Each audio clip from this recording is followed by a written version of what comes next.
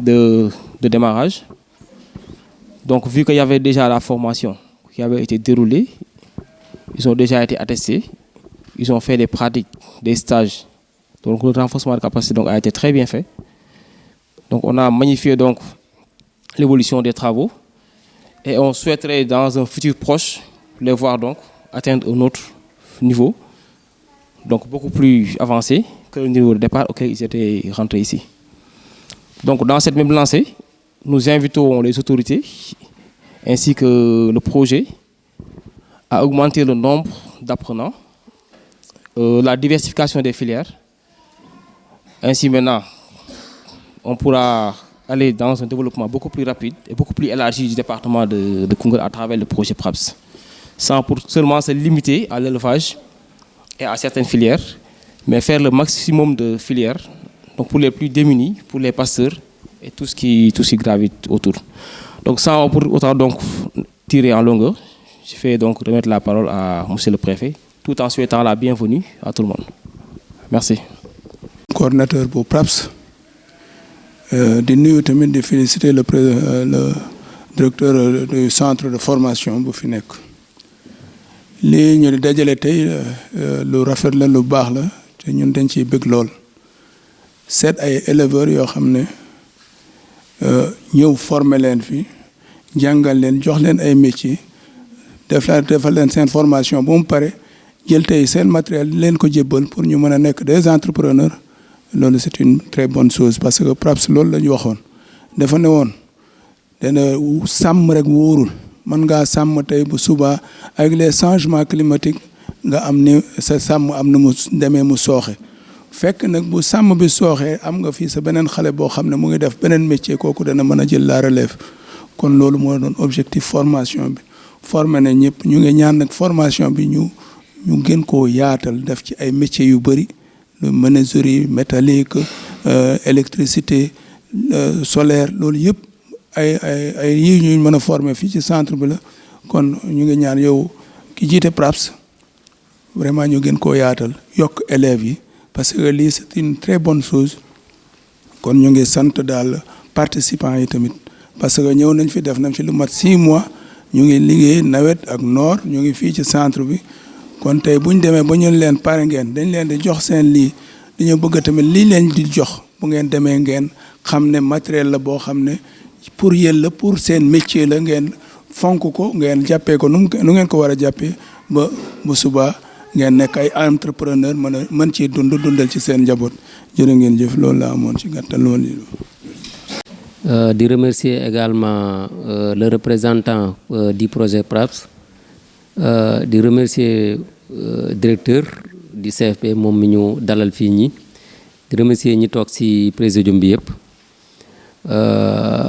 di wax ni sunu présence aujourd'hui ci cérémonie bi mooy di représenter le cabinet FRADEF Afrique qui est basé à Thiès, qui a été choisi pour l'accompagnement des bénéficiaires si volet encadrement ak surtout ci wàllum entrepreneuriat bi loolu mooy sunu présence tey rentre dans ce cadre muy assurer la formation en entrepreneuriat bi nga xam si pour 2 jours la ñu démarrer ko depuis hier mu war a jeex tey objet formation bi nag moom mooy vraiment accompagner les bénéficiaires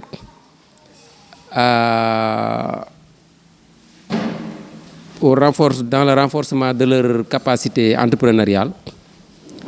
mais également ñu jàppale leen surtout appuyer leen à faire l'analyse de leur idée d'entreprise et faire le choix d'une bonne idée mais jàppale leen également à élaborer un plan d'affaires simplifié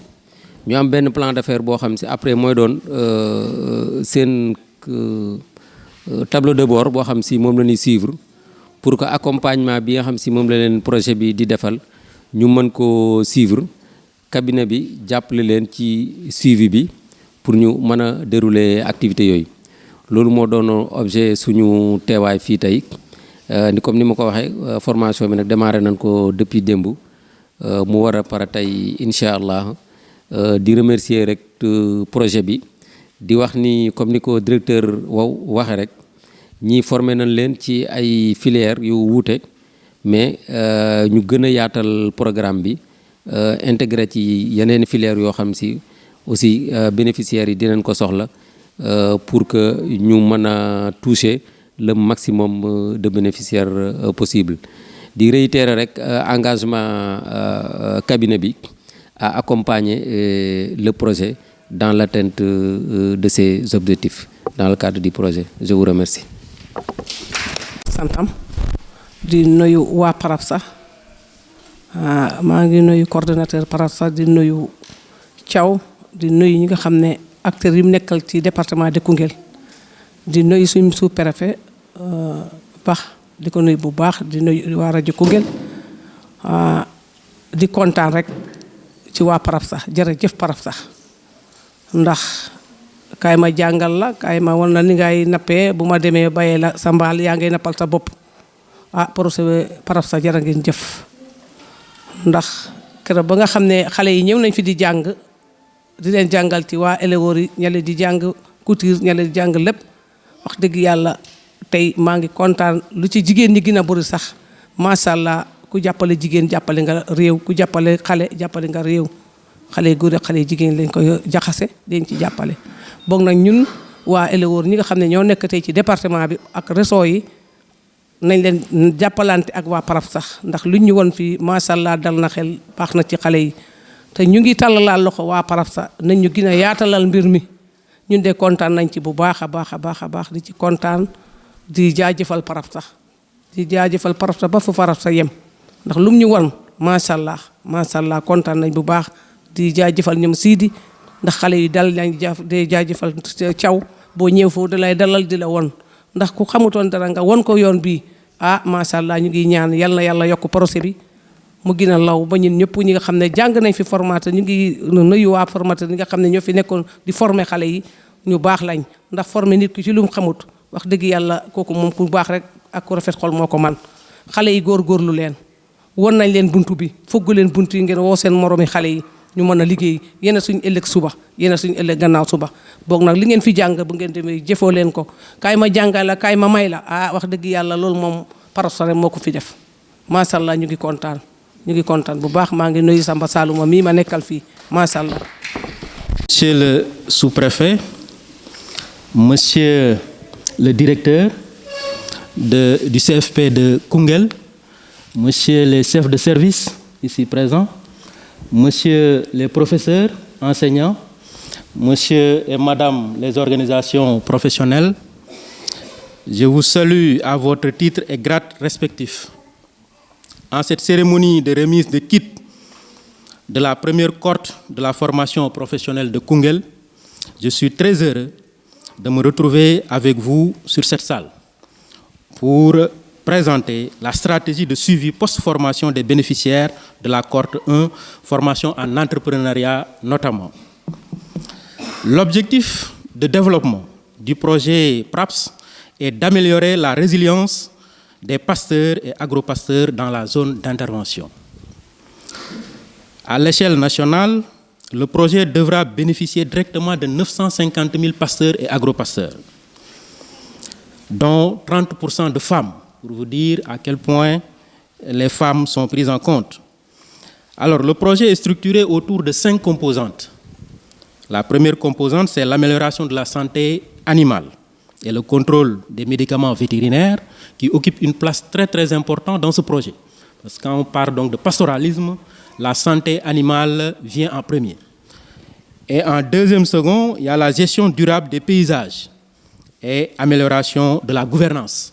Après la santé animale, naturellement, il faut véritablement la nourriture de ces animaux-là. Donc c'est extrêmement important. Et en troisième composante, on a l'amélioration donc des chaînes de valeur du bétail. Et en quatrième composante, amélioration de l'inclusion sociale et économique. Et enfin, en cinquième composante, prévention et riposte aux crises. Alors, ce qui nous réunit aujourd'hui ici, c'est véritablement la composante 4. Donc, dans une perspective d'amélioration de l'inclusion économique et sociale, notamment des femmes et des jeunes, des ménages pastoraux, le projet entreprend des actions de la formation professionnelle et technique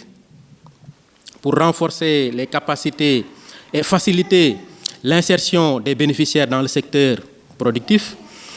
l'amélioration de l'accès aux registres sociaux d'état civil pour permettre aux acteurs bénéficiaires d'exercer leur droit d'accès aux ressources foncières et pastorales, mais aussi d'accéder aux programmes et autres avantages sociaux. Et enfin, le financement de micro-projets d'activités génératrices de revenus à caractère social au sein et en dehors du pastoralisme destiné aux cibles vulnérables pour diversifier leurs sources de revenus et améliorer, n'est-ce pas, ces derniers. Alors, le volet formation technique et professionnelle ou formation qualifiante cible 1000 jeunes et femmes issus donc du milieu pastoral. Ils seront formés, équipés et accompagnés pendant 6 mois au démarrage des activités économiques dans leur terroir pour augmenter leurs revenus, renforcer leurs capacités et faciliter leur insertion dans le secteur productif. Avec notamment le développement de nouveaux curricula de formation technique et professionnelle, valorisant les métiers du pastoralisme, mais aussi la prise en charge du financement des formations qualifiantes, y compris l'apprentissage, ainsi que l'acquisition de kits de démarrage d'activités professionnelles. La formation de la première cohorte de 140 bénéficiaires a été effectuée avec les centres de formation professionnelle. Et cette remise de kits aux apprenants permettra véritablement de faciliter leur insertion dans le monde professionnel. En résumé, on a l'année 2023, 140 jeunes ont été formés,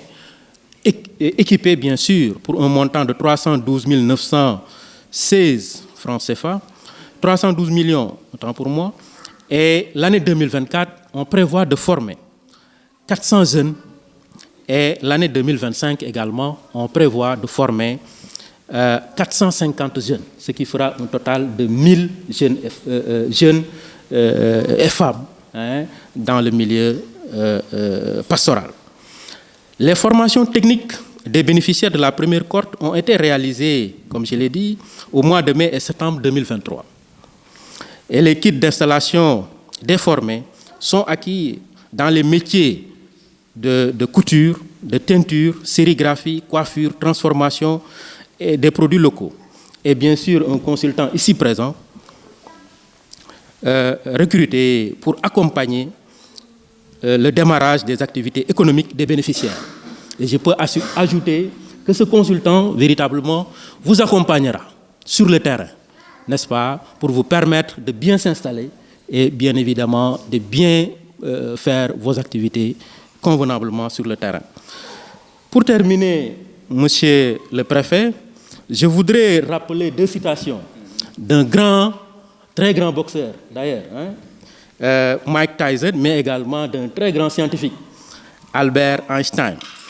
Et pour le collaborer bien sûr avec l'objectif du projet, qui est d'améliorer la résilience des pasteurs et des agropasteurs dans la zone d'intervention, Mike Tyson disait: tout le monde a un plan jusqu'à ce qu'on reçoit un coup de poing au mâchoire. C'est pour vous dire, en tant qu'entrepreneur, sur le terrain, il faut être résilient, comme le dit le projet. Certainement, il y aura des difficultés sur le terrain. C'est pourquoi, avec les changements climatiques et consorts, le président de la M2 l'a rappelé tout à l'heure, en cas de choc, soyez résilients, surtout par rapport aux autres activités et à l'accompagnement qu'on met entre vos mains pour que, en réalité, vous puissiez être, encore une fois, très résilient, effectivement, sur le terrain. Alors, pour terminer, encore une fois, avec Albert Einstein, il nous disait que la vie est un vélo et il faut toujours pédaler, sinon on risque de tomber. Donc, en tant qu'entrepreneur, sur le terrain, il faut toujours aller à la quête du savoir et toujours travailler. Donc c'est extrêmement important. Pour paraphraser encore une fois Maître Abdoulaye Wade, le top départ a sonné, donc il faut pédaler, beaucoup pédaler et toujours pédaler. C'est extrêmement important. Alors donc en me réjouissant de l'implication de tous les acteurs concernés, j'espère que les bénéficiaires feront bon usage du matériel qui leur est remis. Je vous remercie de votre aimable attention. Ñu ngi leen di nuyu encore une fois ngeen ñëpp ñu fi teew ci seen tur ak seen sant di jiital ci nuyoo bi monsieur le préfet mi toog fii di ci teg le directeur du centre de formation bi nga xam ne véritablement def na liggéey bu am solo ci formation bi leen di remercier tamit les chefs de service yi nga xamante ni ñëw nañ teew fii action sociale et développement, c'est ça? Formateur, ok, action sociale et formateur. Di remercier tamit les professeurs, hein? Professeurs yëpp yi fi teew ak ki yore wàllu entrepreneuriat. Di nuyu tamit les organisations professionnelles ñoom tamit saa yu ñu leen woowee rek dañuy ñëw teew. Donc ñooñu tamit ñu ngi leen di gërëm di leen sant parce que lii yëpp seen bopp lañ ko defal parce que njaboot gi seen njaboot la. Di remercier tamit élèves yi xam ne njàng moom yombul surtout andragogie boo xamante ni ay mag la donc bàyyi seen famille ñëw assister formation pendant 6 mois ñëwaat nar fe toogaat yenn 2 jours ensuite demaat sur le terrain mais bàyyeeguñ leen. bu 2 jours yi pare tamit duñu leen bàyyeegum dañuy démarrer sur le terrain gën leen a former gën leen a installer. Alors objectif u cérémonie bi nag moo doon remise de kit d'installation donc boo xoolee ci biir formation bi former nañ leen fii ci centre bi en élevage waaye boo demee ci yeneen CFP yi former nañ leen en transformation former nañ leen en couture former nañ leen en coiffure et cetera donc tey. Li ñu fi indi mooy jox leen un peu li fi nekk ci ay kit yoo xamante ni dina leen permettre bu ngeen demee sur le terrain ngeen mën a def seen liggéey convenablement. Alors ci loolu ci résumé daaw formé nañu à l'échelle des 10 départements 140 jeunes femmes et jeunes yoo xamante ni yii formé nañ leen au courant donc de 6 mois. D'accord? Cette année nag bëgg nañu former 400 jeunes et femmes bien sûr yoo xamante ni dañ leen former ci métier yu wuute yi ma wax sànq et l'année prochaine en 2025 bëgg nañu former au minimum 450 jeunes ci métier yu wuute tamit sunu démarche nag boo xoolee mu xaw a différent ci yeneen démarche yi mooy li ma wax sànq c'est-à-dire bu ñu leen former ba pare du ñu leen bàyyi ñu dem. bu ñu leen former ba pare dañ leen di gunge dañ leen di accompagner ak koo xamante ni kii moom xam-xamam dafa màcc ci wàllu entrepreneuriat dinañ leen former fii commencé nañ ko depuis démb ak tey waaye dinañ leen gunge sur le terrain installer leen pour véritablement li ñu leen former ngeen mën ci seen jëriñ seen bopp mais jëriñ ci tamit askan wi. donc ba tax na am na matériel yu ñu indi su ko defee dinañ leen ko jox tey waaye xam leen ni dinañ leen gunge encore sur le terrain. Pour véritablement ngeen mën a installer wu pour mën a jëf maanaam liggéey li nga xamante ni lii véritablement formé nañ leen ci. donc encore une fois ñu ngi leen di gërëm di leen sant ci teewaay bi ñu ngi koy rafetlu trop et voilà monsieur le préfet ci résumé rek ci tënk quelques kàddu yu muy bëggoon wax en wolof je vous remercie. di leen remercier di rafetlu jotaay bi fi nekk. tey ñu ngi ci cérémonie de clôture des formation yoo xam ne projet bu tudd PRAPS moo ko offriroon ay apprenants yoo xam ne exercer nañ beaucoup de métiers waaw am ñoo xamante ne ñi doon def électricité ñi doon def mécanique ñi tailleur coiffure élevage man mi di wax ak yéen man moom agroalimentaire laa doon def ci département de Podor dans la région de Saint-Louis. tey moom ñu ngi woon ci cérémonie de remise bi des kits dinaan daal sant yàlla ñuy sant yàlla bu baax après avoir obtenu ces kits qu'il nous avait proposé aujourd'hui dans ce centre de formation professionnelle de Koungheul. Je remercie tout le monde, tous les apprenants qui sont là. C'est ça. Oui. formation ni ngeen koy gisee ndax non formation bi wax dëgg yàlla jafewul ñoom ñoo lay prendre en charge jël logement en plus restauration bi lépp ñoom ñoo la koy jox et une fois terminé la formation kit ñu lay jox dañ lay gunge pour bien dérouler say activité nga mën a engagé ci say activité dañ lay accompagner di la suivre tamit jusqu'à presque 6 mois la ñu wax waaw c'est ce qu'ils ont. waaw départ bi depuis avant moom ñu ngi ko doon jéem a def mais du fait que matériels yi xawoon jafe activités yi ndànk-ndànk rek lañ ko doon dérouler mais tey jii puisque on a obtenu ces matériels nous pouvons bien bu ñu delluwaatee ci gox yi danañ gën a mën a yokk production bi waaw. Du PRAPS, Dr Thiaw, Monsieur le directeur du centre de formation de Koungheul, Messieurs les professeurs, Madame le CADL de Koungheul, Messieurs et Dames, les représentants des organisations fêtières, Monsieur Samba Salouma, Messieurs les apprenants, Messieurs et Dames, les apprenants, chers invités. Le directeur s'est permis tout à l'heure de paraphraser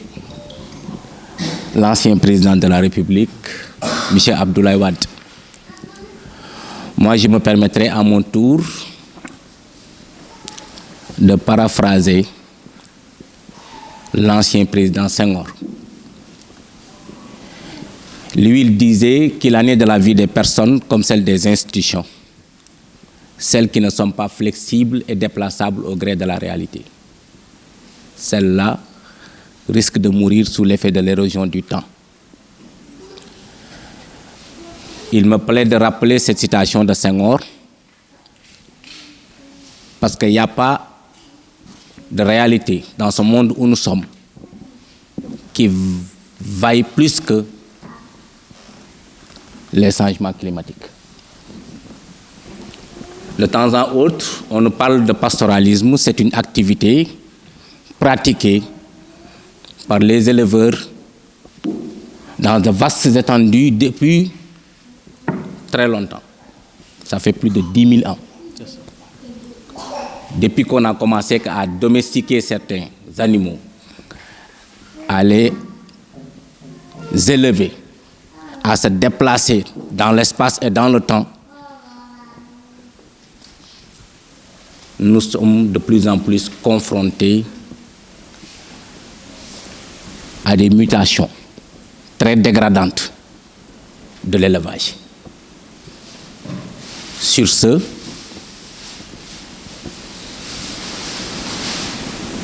cette formation participera énormément à faciliter et à améliorer les capacités de résilience des uns et des autres. C'est vrai, directeur, contexte bi dafa changé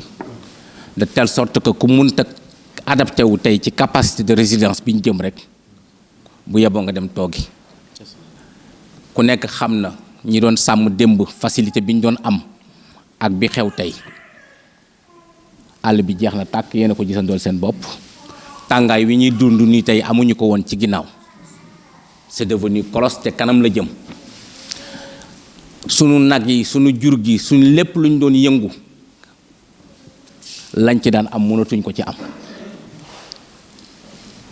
donc lan lañ war a mën a préconiser tey pour am des retombées positives yu ñu war a mën a permettre wax dëgg yàlla ñu atténuer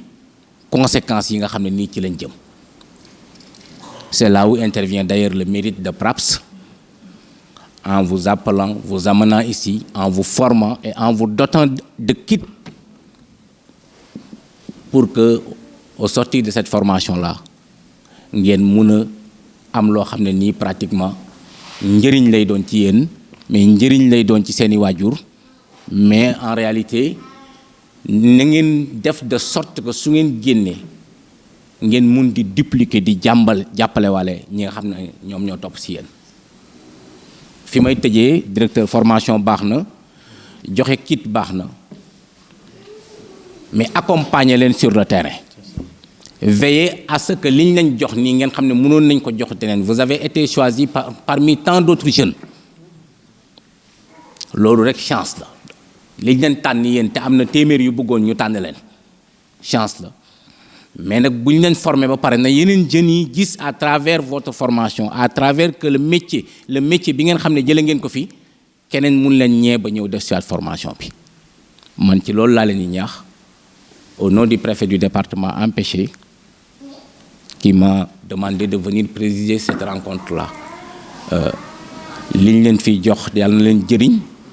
mais yàlla na participer ëllëg ci développement réew mi li nga xam ne nag moom mooy doon nag wax dëgg yàlla